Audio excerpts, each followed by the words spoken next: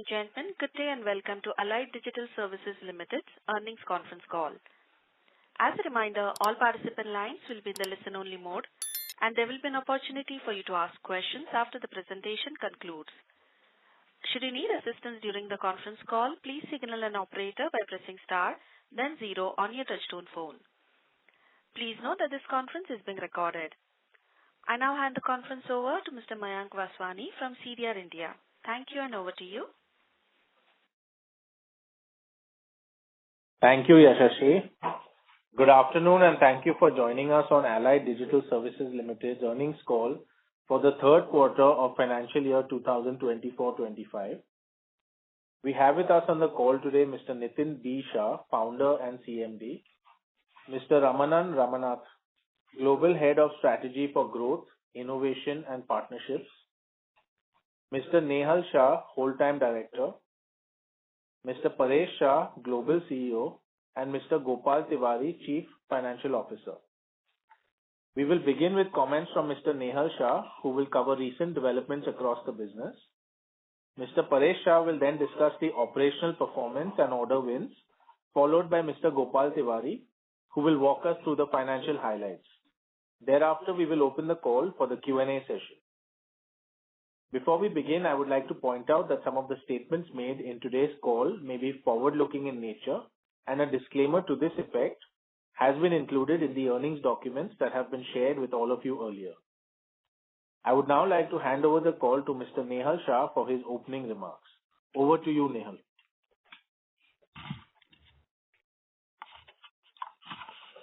Thank you, Mayank. Good afternoon, everyone, and welcome to today's earnings call. Thank you for joining us. I trust you have had the opportunity to review the earnings material shared earlier. Despite a modestly challenging macroeconomic environment, we are pleased to report a strong performance this quarter. For Q3 FY25, consolidated revenues reached 220 crore, reflecting a 29% year-over-year increase. This marks the second consecutive quarter of revenues exceeding the 200 crore threshold, maintaining the improved momentum in our business performance. Our India operations continue to excel, with standalone revenues growing 45% year-over-year during this quarter, reinforcing the solid growth trajectory in the domestic market. We are also pleased to report strong growth in EBITDA and PAT with a sharp improvement in margins. Given evolving market dynamics and persistent cost headwinds, combined with our investment in talent development and geography expansion, we are delighted to report a rebound in margins, especially on a sequential quarter basis. In India, business remained robust, driven by a healthy pipeline of demand across both enterprise and government sectors. The Union Budget's commitment to capital investments, along with measures to support manufacturing and consumption, should result in improved economic activity in the coming quarters, aiding the prospects of the domestic market. Internationally, we are encouraged by the signs of renewed momentum in the US market following the presidential election, which is expected to have favorable spillover effects across the global markets as well. We are pleased to report order intake of 200 crore plus this quarter, further strengthening our order book. Over recent quarters, consistent high-quality order wins have resulted in a more diversified portfolio, strengthening the visibility of our long-term growth. Paresh Shah, our Global CEO, will cover the order wins in greater detail. Our business is positioned to capitalize on key market tailwinds. Increased technology spending by global enterprises, particularly in digital engineering, cloud and cybersecurity solutions. Growing maturity of Indian enterprises as they scale, driving demand for advanced solutions. We have seen all of these levers start to play out over the past few years. Further, our ability to compete and win larger, more complex contracts with greater scope of transformative potential is enabling us to expand our total addressable market. For the quarter, our anchor geography, US, witnessed improved traction. This enabled us to grow revenues from the rest of the world segment by 16% on a year-on-year basis. The India business continued its momentum to report revenue growth of 56% year-over-year and by 12% sequentially. The service segment reported revenue growth of 22% on a year-on-year basis, while revenues from solutions were higher by 59% year-on-year. As all of you are aware, the activity in the solution segment serves as a pipeline for services segment, indicating good visibility for our anchor segment representing recurring revenues. Coming to the outlook for the remainder of the fiscal year, we continue to execute in an environment that is steadily moving in the right direction, as we are seeing signs of recovery in discretionary spending. We have good momentum with us given the business added in the last 2 quarters and are in active discussion with several customers indicative of a strong pipeline. That's it from me. I will now hand over the floor to Paresh bhai. Yeah, thank you, Nehal. Good afternoon, everyone. Here is a quick summary of our operational highlights for the quarter. Allied Digital secured over rupees 200 crores in new orders and contract renewals. Key wins include: we are honored to have been selected by a leading US-based multinational investment bank to provide end-user and investor service desk solutions and services. Our team will deliver first-level assistance to employees, investment managers, and brokers across their offices in Ohio, USA, London, UK, Hong Kong, and Japan. Another win I want to announce is Allied Digital has been interested in transforming IT services for a major US-based eye care provider. We will manage their IT infrastructure, global service desk, end-user support, and field services across the nationwide clinics, ensuring seamless operations and enhanced user experience. We have been chosen also by a leading non-profit organization focused on education and job skills to optimize their IT operations and reduce costs. Our scope includes digital workplace services, global services, endpoint management, and field services. Okay. Allied Digital has secured a significant operational technology security engagement with the world's largest vaccine manufacturer. This reinforces our expertise in protecting critical infrastructure and delivering robust cyber resilience solutions. We will be providing IMS services, including service desk and end-user services for the corporate offices and plant operations of a joint venture multinational automotive brand. This project further strengthens our foothold into global automotive sector. Allied Digital has been awarded a large-scale cloud deployment project aimed at simplifying and expediting the map and layout approval process. The initiative will enhance transparency and efficiency in land usage changes, FAR approvals, and other housing-related clearances. We are implementing driver monitoring systems and advanced driver assistance systems for a leading automotive company headquartered in Mumbai, reinforcing our commitment to automotive innovation. We have received an additional work order for a smart industrial township project contributing to Maharashtra's industrial expansion and economic growth. To add to the wins, India's second largest public sector bank, headquartered in Vadodara, Gujarat, has entrusted Allied Digital to implement data center and data recovery solutions, enhancing the bank's resilience and operational efficiency. We have also secured a network upgradation project for a client engaged in the exploration, mining, and processing of iron ore, ensuring operational efficiency and connectivity in a critical sector. These contracts reflect our continued growth and expanding capabilities across diverse sectors. We remain committed to innovation, excellence, and driving transformation change across industries. Now, I will hand over to Mr. Gopal Tiwari, who will share the financial updates during the period under review. Over to you, Gopal. Thank you, Paresh bhai. Good afternoon, everybody. I'm sure all of you have reviewed the financial performance of the company for Q3FY25. I'll now walk you through some key developments regarding the financials. As my colleagues have covered earlier, it has been a strong quarter with an acceleration in top-line growth. Further, we are encouraged that the improved growth has been accompanied by an improved margin profile. I would like to invite your attention to page number 2 of our press release. As you can see from our table showing 5-year trend of revenues for each successive 9 months period, revenues in 9 months FY25 have picked up once again. The CAGR for the 5-year period is 23% and is now reverting to the CAGR of 25% plus that we delivered from FY20 to FY23. I'll now quickly turn to some of the line items in the consolidated financial statements. Firstly, there has been a reclassification of employee costs in our US operations. As a result, some of the costs that were earlier being booked in employee costs have been moved into direct expenses. Due to this accounting treatment, gross margin in Q3 FY25 was lower as compared to Q3 last year. Secondly, there have been a mix of factors which have impacted employee costs this quarter. Costs have risen as we have increased the number of associates to serve the increased business. Further, there is the effect of wage hikes.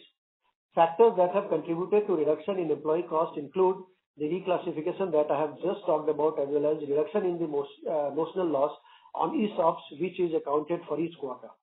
The net effect of these factors has meant that employee cost of rupees 37.5 crore in Q3 FY25 are higher by only 11% as compared to Q3 last year.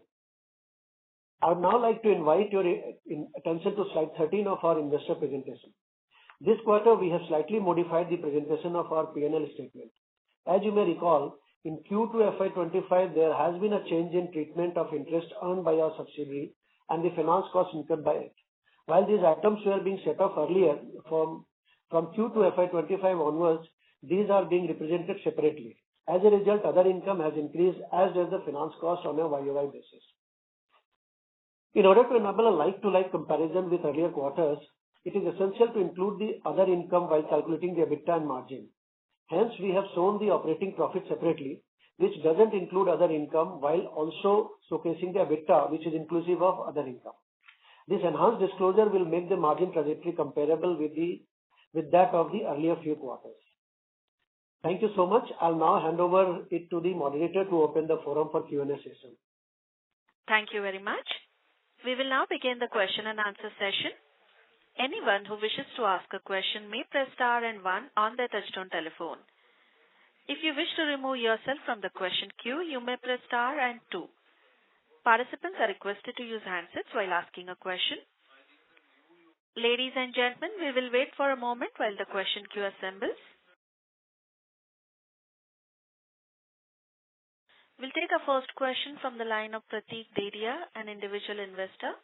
Please go ahead. Hello, am I audible? Yes, can you use your handset mode, please, Pratik? Yeah, I'm in handset mode. Yeah, please go ahead. Yeah, okay. So I have a question regarding the geographical distribution. So a lot of revenue now comes from US, and we are seeing strong growth on the India side as well. So more in terms of how do you see your margins expanding, given I assume that US business would be on the higher side as compared to the India business. So if you could give some color or trajectory towards that, and when do you see your margins expanding primarily from the US business? So if you see currently, we have been telling in the previous quarters, previous years also. Thank you for the question, by the way. 62% of our revenues currently come from the US market or the global markets, and about 38% of our revenue comes from India. We typically would want to continue in that range. However, keeping the business scenario in mind, this might change a little bit here and there. So I would like to add, Mr. Shah here. We would not like to benchmark our international business with India business. What we are emphasizing and focusing is on the class of business that we do, and the kind of business that we keep getting, the kind of clientele that we address, and we have a lot of options coming, but we are very cautiously growing. Hence, in the process, the costing is very important factor or lever that we look upon while selecting the kind of an opportunity and the kind of clientele. So currently, the traction is quite good in India. So you may see here and there some deviation every quarter, but it purely depends upon the kind of good business that we get, and that's how we address the market. So it's not a benchmark between US or India. Okay. Thanks.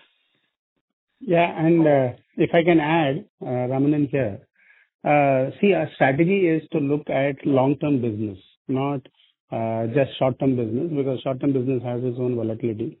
And therefore, long-term business means in the India scenario, where we are doing large-scale system integration projects, there is always a one-time solutioning part, and then there is a continuous operational revenue part, which comes as a result of managing for multiple years. The US also and other parts and other geographies, we are looking at long-term business strategies. And therefore, there is always, even in such businesses, there is an initial investment that is required, followed by continued growth as well as revenues and increased profitability. So this is a multi-pronged strategy that we are involved in. And the fact that Allied Digital is very strong in smart cities and large-scale system integration is a very good opportunity for us in India because India is a growing market and it is also one of the desired markets of many other Western companies. Okay, fair enough. So, I'll just have a follow-up. So you mentioned that you are looking at a multi-pronged strategy in a combination of investing, looking at long-term strategy and expanding the profitability. So if you could just throw some color in terms of how the margins would expand specifically for US business. I think that we have a diversified strategy, not only just the US geography, but multiple geographies which are now demanding technology management services. You are seeing a huge growth in demand for technology management services because of advances in technology, sensor technologies, GPU technologies, and so on and so forth.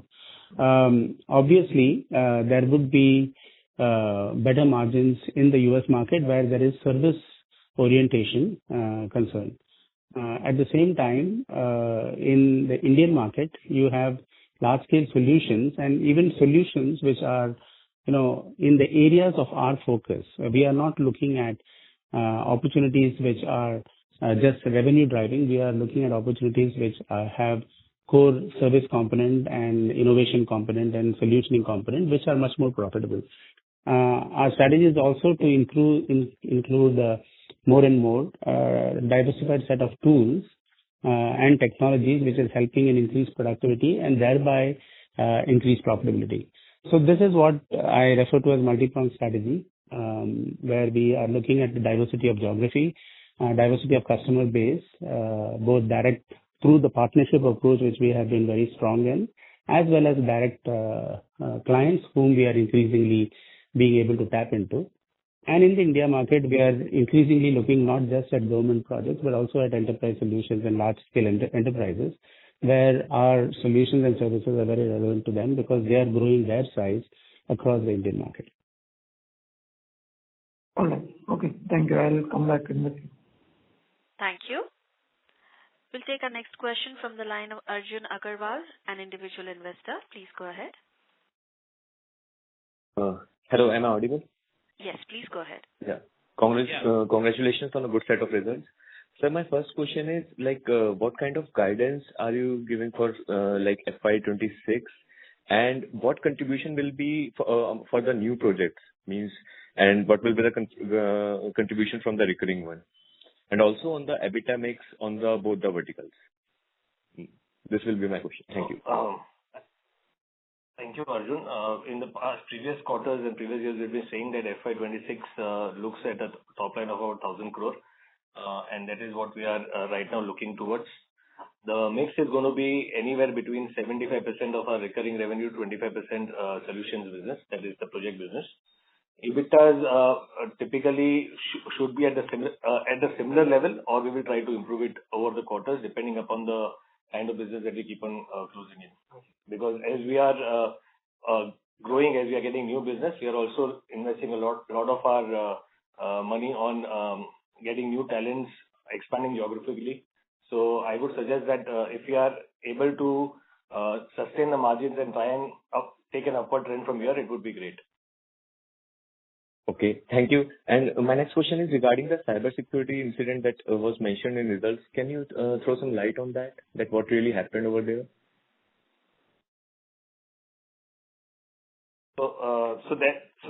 This was regarding one of our customers, one of our clients, who had typically there was a data breach that had happened before we had started onboarding the customer. Post that data breach, there was a person who impersonated one of the ex-employees and tried to enter the access systems to the password reset site. One of our agents mistakenly took that person to be the employee and gave him the access, which resulted in a cybersecurity attack.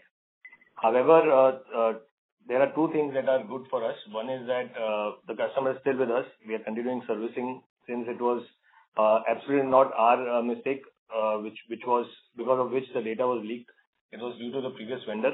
And second is that we are absolutely covered with our cybersecurity insurance as well. So we feel that it is not going to be too much impactful for us financially. Okay. However, since it was a material information, we thought of sharing it with our investors. Okay. Thank you, and all the best for the future, and I'll get back in the queue for further questions. Thank you. Thank you. Ladies and gentlemen, to ask a question, please press star and one on your phone now. We'll take our next question from the line of Jyoti Singh from Arihant Capital Markets. Please go ahead. Yeah, thank you for the opportunity. So just my question on the previous participant that they have asked on the cyber security front. So you mentioned not too much impact on the financials. So how much exactly, if you can explain on the financial side impact? Yeah. So there has been a claim, and the claim is still not in the court. It is a claim from an existing customer to answer and to safeguard all our investors. The customer is still with us, and we are servicing them. The incident had taken place way back in December of 2023. We are almost in January 2025. While we are speaking, we are still servicing that customer. And this is a process for which there has been a breach. So they will have to go through the process of posting a claim on us. While we are talking, our lawyers are speaking and getting a solution out of it. But to be rest assured, even if there is any claim, it will always be settled through our insurance, the global insurance that we have taken. And we are absolutely more than 2 times covered. I think more than 3 times covered with our the cybersecurity insurance. So we don't see any impact financially coming on our books through this claim. Okay, thank you, sir. And sir, on the margin side, if you can tell us about the impact, how much that we are having in terms of wage hike and ESOP. I mean, a little bit, if you can elaborate us on that side. So margin side, I think we are trying to improve our margins every quarter. While we see that you are right, we are in a growing industry. While we are growing, we are also seeing a lot of wage hike and ESOPs being given to our employees to retain talent. And we'll continue to do that. At present, we are at about 12% EBITDA. We'll try to maintain 12% and try to improve from here on. Having said that, I wouldn't want to block myself by giving a number. The reason is that while we are growing, there are a lot of things that we'll be investing in expanding. And that's one of the reasons that we would want to sustain our margins at the current level that they are. Yes, that is very useful. But sir, like how much impact we are having on the wage hike side in this quarter margin? So wage hike is typically this quarter or the previous quarter, the wage hikes have been very minimal in the range of 7 to 8%. 7 to 8% is something that we are seeing. We don't see, exceptionally, of course, there are exception talents that we need to pay more to retain them. But however, on a standard basis or a sequential basis, 7% is something that we're looking at. Okay. And sir, also you mentioned about you got a deal on the driver monitoring business. So how big is this business, and how much it will be revenue generation for us and margin trend? And how big is this opportunity going forward? If you can a little bit explain on that side.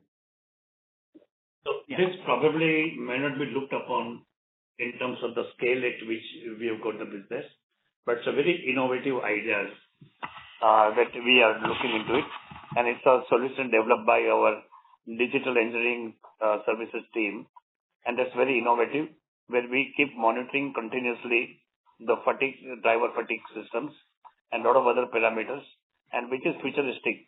So we see a very large 2 of the large clients have signed up with us, and we see good opportunity to scale this business up. So currently, if you talk about the total business, it may not be very high compared to the total revenue that we have got. So if I can just add to what Nitinji said, our strategy very clearly, in an emerging world of AI is to how to have an inside AI strategy or an AI inside strategy in every solution and service that we are rendering. One of them is facilitated with the development of our own tools, which he mentioned about Digital Desk.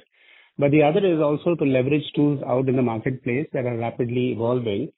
And these have a role to play in almost every aspect of the work that we do, whether it is in technology management, how do you use AI, for instance, in being able to detect or prevent incident management, so that we are able to increase the productivity, reduce the costs, increase the reliability, and so on. That is one part. Second is how can we also collaborate in developing new tools, because this is a very nascent marketplace, along with our partners. And these are, many of the OEM are our partners and they are evolving tools, but there is a need for understanding the customer domain, which we understand very well in the development of these tools. And the third part, of course, is in the SI world that we are in, especially in India, there's going to be a large scope for leveraging AI in anything we do. For example, surveillance management, or we are talking about large-scale system integration, or we are looking at database of information related to people, etc., from a safety point of view, or from a insurance point of view, or from a applications management point of view, and so on. So we are seeing increased scope for these sort of technologies to be used, technologies that are developed in-house by us, technologies that are developed by our partners, and technologies and tools available outside. But the whole attempt and strategy is how do you leverage all of that to be able to increase productivity and thereby reduce costs and thereby increase our profitability. Thank you, sir. So why I have asked this question, because already one or two companies, they are working toward this, and also government is going to make the OBD2 mandatory from April onwards. And the company who is already working on this data, a lot of insurance company US using to provide the insurance because it gives the accurate data. So that's the reason I ask how big is this opportunity for us going forward. So if you can give us some idea on that front, if we are targeting on a bigger picture. So I can, Paresh, if you want to answer, but I just want to say that the opportunity is big, but it is big for the people who get it right, because there are three parts. One is the accuracy of data, second is the cleansing of data, whatever is available, and the third is the analytics part, with which we are able to derive newer and more innovative insights into the data that we get. And therefore, while the opportunity is big and there are many companies who are trying it, I think the key is those who would get it right, who understand the domain and who already have involved themselves in development of tools related to that. And that is where, personally, I think we have a slight edge in terms of both the base of customers we are dealing with today in India as well as in the overseas market, and the type of services that we are rendering. But yes, this game is open to many other players, and whoever gets it right and fast and quick are the ones that will succeed. Okay, thank you, sir. And also, sir, one question on the Paresh wanted to say something, so please let him say that. Yeah. So what I would like to say is, you were talking about the insurance companies, right? So that is one of the areas insurance companies are very keen to see how they can derive insurance through the driver scores. So that's one of the areas. Also logistics companies who wants to make sure their large trucks are, well navigated well. And the third is a lot of supply chain companies who want to see that they can reduce pilferage and loss. So yeah, it has multiple applications, and this is one of the areas where automobile manufacturers are also trying to get into these solutions, where they can build these solutions within their company.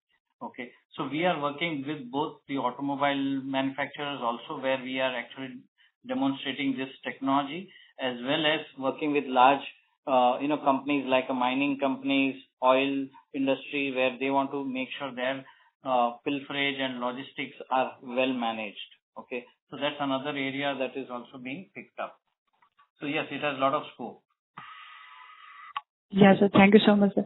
And sir, if one more question I can ask on the smart city side, as we are working toward that, and we have capabilities and long-standing relationship, but a lot of larger company they are also working toward this smart world side. So are we facing any kind of competition on that front, or we are fine with it and we are getting good orders? Yeah, see, we have secured a very unique position in smart cities. We are very hands-on technology players. Okay, there are large companies, but they are mainly outsourcing or they are just doing financing. Okay, but we are pretty much strategic players. We do right from the top to the bottom, right from the architecture, design, all the way to implementation. So we are an end-to-end IT services integrator as well as service provider. So that is the unique position which we carry, and we see that as a big strength in terms of our capabilities, and we have proved that over and over time in last many years. And just to add to what Paresh bhai said is that for the larger companies, there are multiple business levers that they work on and multiple time. However, for us, this is our core business, and we are absolutely focused on getting more and more such similar orders so that we keep on growing. So this becomes a core business activity for us rather than just being one ancillary business. I hope that answers your query. Yes, sir. Thank you so much. And sir, just last question, like earlier we have expanded in Dubai. So similarly, we are targeting any other geography to expand further? Yes, we could. There is always business opportunity that is coming in. However, we take a conscious decision whether we will open up our own subsidiary or not. We are getting a lot of larger client requirements coming in for various geographies in Europe as well. So there is a possibility that in the coming quarters, we would be expanding in some European geographies as well. Thank you so much, sir. Thank you. Thank you. We'll take our next question from the line of Shadab Atar, an individual investor. Please go ahead.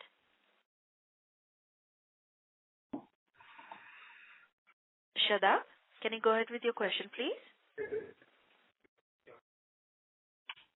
Since there is no response, we'll move on to the next question from the line of Gaurav Desai, an individual investor. Please go ahead.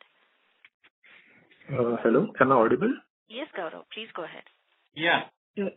Yeah, so my question was more on the US and the export business. Like, since we have long-term contracts which go over 5 years, do we calculate some kind of an average billing rate per resource that we are able to fetch on these contracts? For on an hourly basis or on a yearly basis? So thanks, Gaurav, for the question. For us, most of our revenue is booked on asset wise rather than hourly wise and manpower wise. So it depends on the customer's assets. So we bill per asset rather than doing it per hour or per employee. And in most of the cases, the prices are fixed per asset. So if the asset of the customer grows, our billing grows. But however, there is a minimum asset confirmation that is or guarantee that is given by a customer, and we bill accordingly.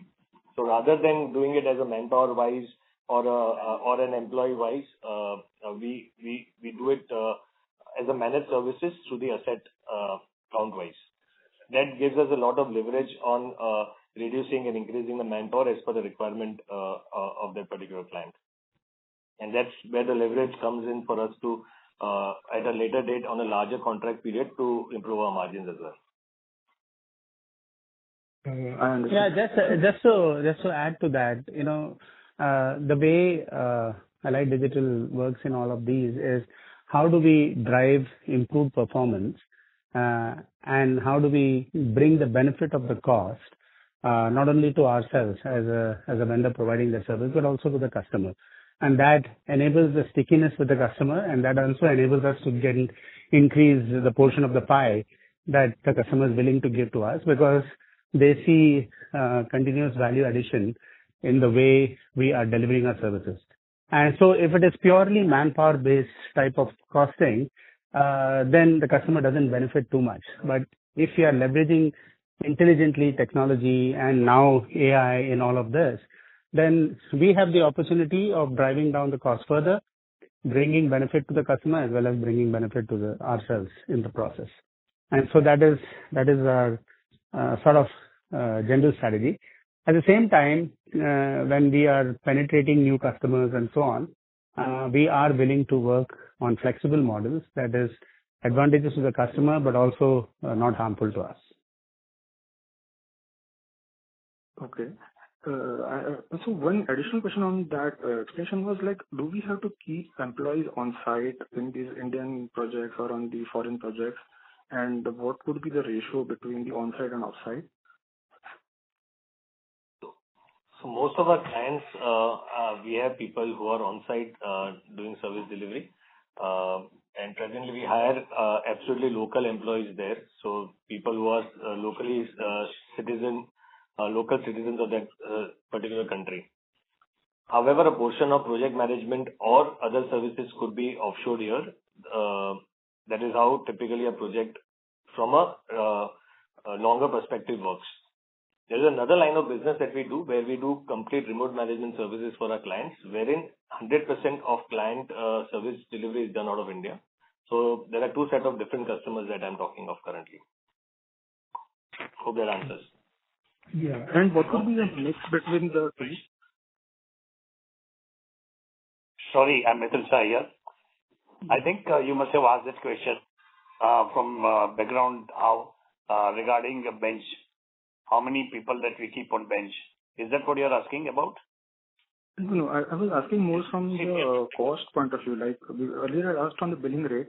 Now, so since more of the people are on site, like I wanted to understand like what could be the Okay, I understand. cost structure. Okay, sorry, I understand. So, as Nehal pointed out, there are two different services. We have digital workplace services, which has more focus on on-site presence and less focus on the offshore presence. But it all depends on the customer. Customer says we want a more localized and US-based services. Then that's where we go. Within this digital workplace, there could be a lot of offshore presence if the customer wants a lot of remote work. Okay. Same thing, we have another enterprise infrastructure services, which is minorly on-site and majorly remote. Okay, hardly 10% is on-site and 90% remote. So that's how the on-site offshore model works. And we have customers who take their choice and figure out what portion they want on-site, what portion they want offshore. Okay, usually that's the kind of approach that we take.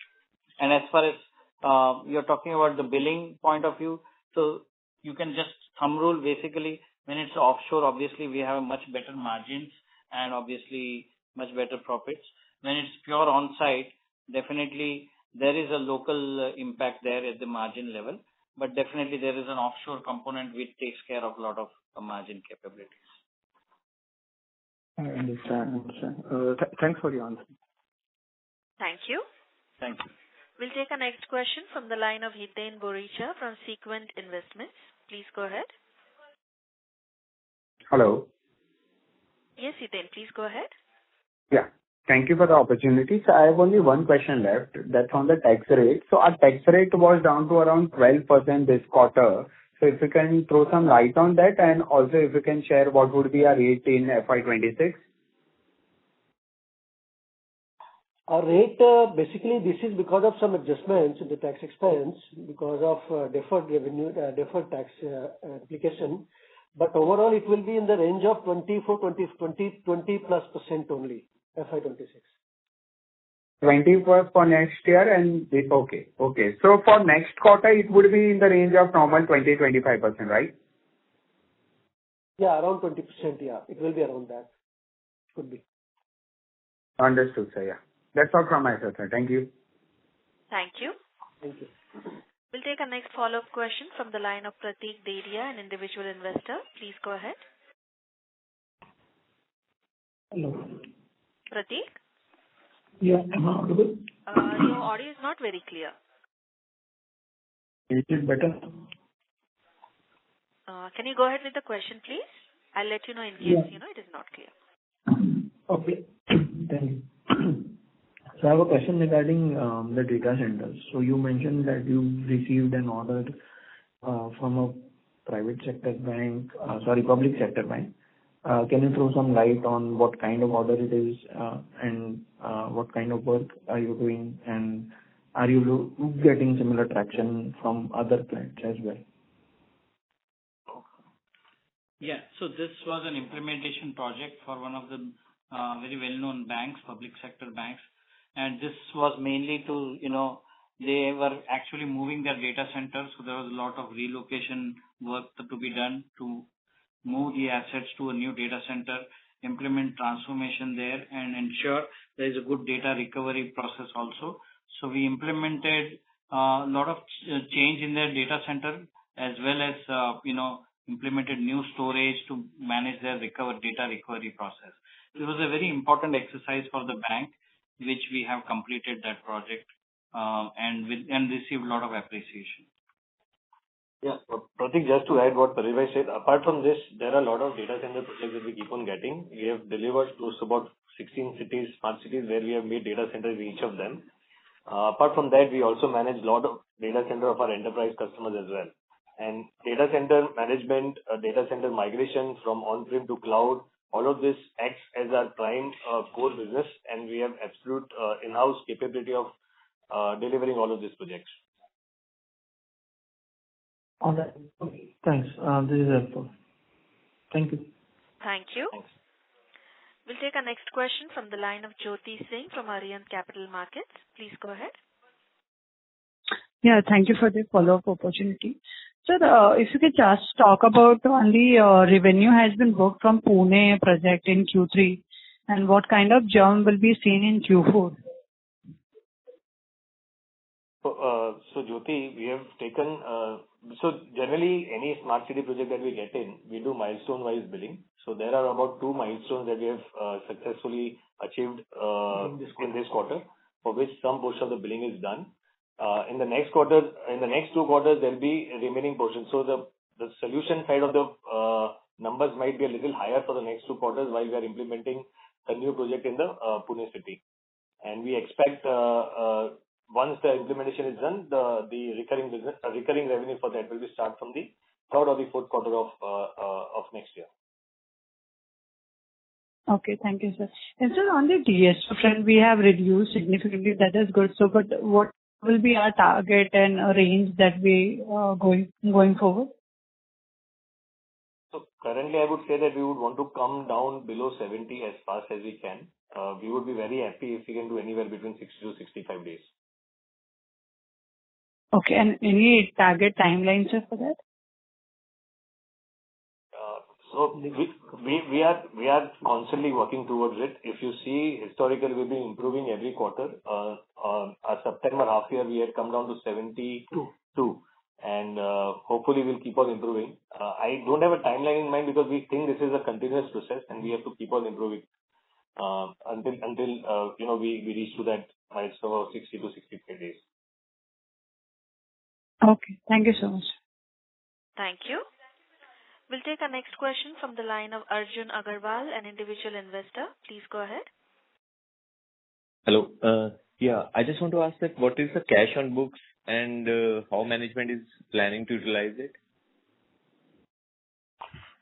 So cash on book currently that I recollect of was about 180 crore. And we are keeping this money in our war chest for a larger customer that we acquire, so that if we need to invest in acquiring those customers, we can invest upfront. Also, we are constantly keeping our eyes for good acquisitions as well. So if any of that happens, we want to make sure that we have good money at hand and we don't have to go and secure money from the banks. These are the 2 things typically that we have kept the money for. Thank you. And I just want to know that regarding this DeepSeek impact, if how industry is looking up to it, means will it help in growing the AI application, or means I just want to hear your thoughts on this. Thank you. Yeah, if I can answer that. Yeah, okay, Paresh, go ahead.